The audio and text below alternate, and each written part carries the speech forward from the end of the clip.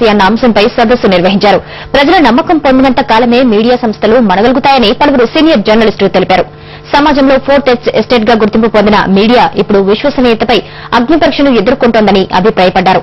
Electronic మీడియాలో సృజనాత్మకత లోపిస్తోందని వ్యాఖ్యానించారు. ఈ కార్యక్రమంలో సీనియర్ పాత్రికేయులు కొమ్మినేని శ్రీనివాసరావు, ఐ వెంకట్రావు, తెలకపల్లి రవి, ఎమ్మెల్సీ నాగేశ్వరరావు తదితరులు పాల్గొన్నారు.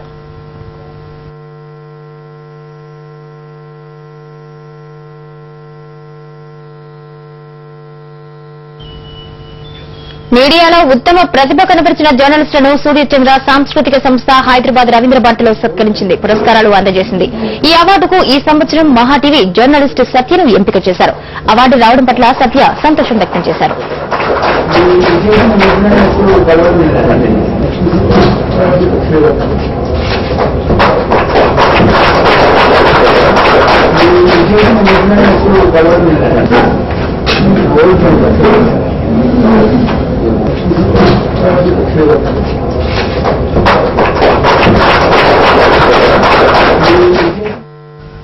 మగాళ్లంటే తనకు ఒళ్ళు మండుతోందట, సెక్యూరిటీ గార్డ్స్ అవసరమే లేదట. ఈ మాటలన్నా ఆ ఫెడౌట్ బాలీవుడ్ బ్యూటీ ఎవరో ఓసారి చూద్దాం.